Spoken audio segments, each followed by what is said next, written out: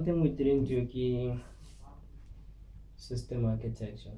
Okay. We didn't really get to do that. Yeah. But a system architecture, you can view it in this way that, how can I give an example?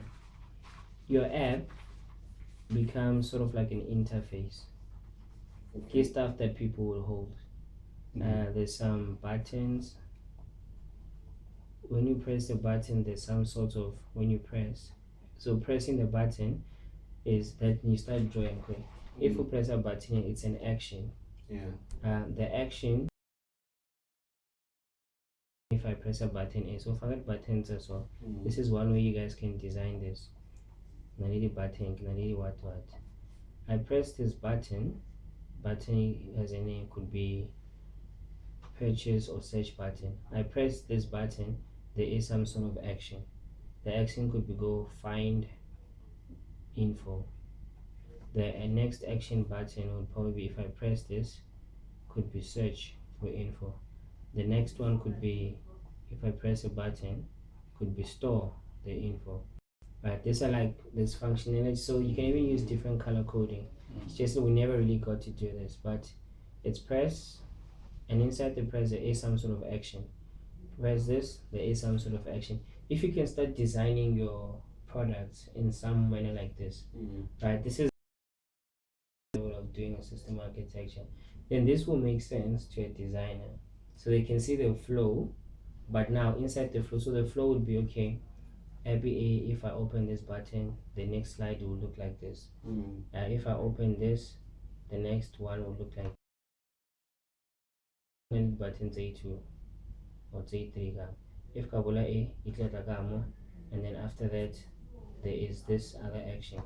If I press this one, it will do this, and then there's this other action. You understand? Then obviously it starts from one, then you start naming it action 1, 2, 3, 4. And if I press section 1, then you further one does this, and this. If I press section 2, it looks like something like this. This is like, so this is now putting the idea into logic. It's a bit different from you. In a sense, they are dealing with apps, but you can use something of the same process to think about what happens in your idea. So now I cannot design a trolley. If I trolley something, this is a process that's gonna happen. This is before you go as technical as possible, right? You've put in action, basic technicality, nothing intense. Then you show this to a dev. If we're talking, I need button, it needs to search information. His question is, where is this information stored? Where is this information stored? What kind of information are you looking for? Right. Then you're able to say, okay, this information is stored in a database called this and this. This is the kind of information that database stores. So when I press this, I need this information to be pulled there. If I press and it says save, you need to know what kind of information am I saving? Am I saving numbers or whatnot? Then they can start putting things like the core validation. This is to say like a number is an integer or something like that. Then you can say, okay, let's say ID for instance. There's a certain phrase, there's a certain way you do an ID. I think it's 13 numbers, but all of them, the first 6 numbers mean something. The next numbers mean something. The last numbers mean something. You can't have more than that. Then it's not an ID. There's those kind of things that you started designing the flow, but besides the flow, you decided designing the action. And you guys need to start doing this. I did this today. Yeah. So we decide to say if the bus is stuck, then what action needs to be taken. Yeah. And you press the button. Where does this button take your information? It takes it to the database. What happens after the information is in the database? It gives real-time information, maybe 5-second delay before it gives you the information. And then if you need to get more information, then you click on that specific thing, then it gives you the reasons for the delay. So this is we were exploring. So but it gave me it showed me what possibilities I can explore in terms of the whole structure when I'm doing it. So yeah, if you break it down in this way, and you have some sorts of less confusion. So you have some sort of structure going on and flow going on. And then you come in with the technical part of things. So when you say I'm storing this in a database, what kind of database are we talking about? What kind of stuff is it stored?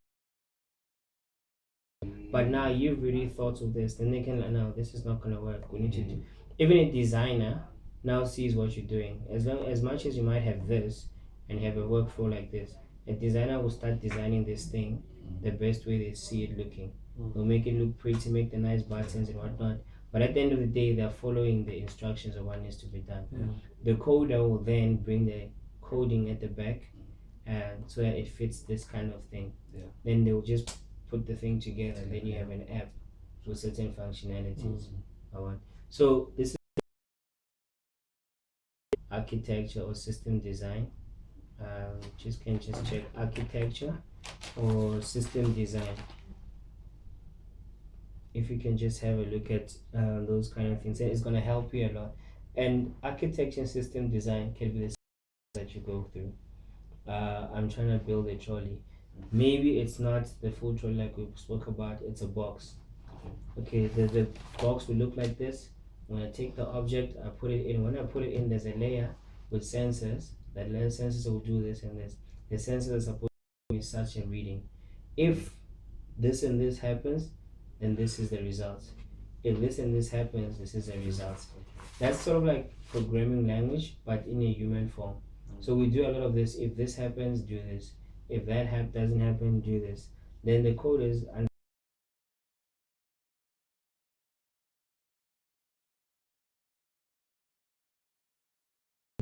but then there's results that you're getting. So you even get to start measuring, almost like Google Analytics then starts coming in here. How many people? Let's say you have moving from pressing these buttons. How many people are deciding to go further? Where are the majority stopping? So it will come in handy.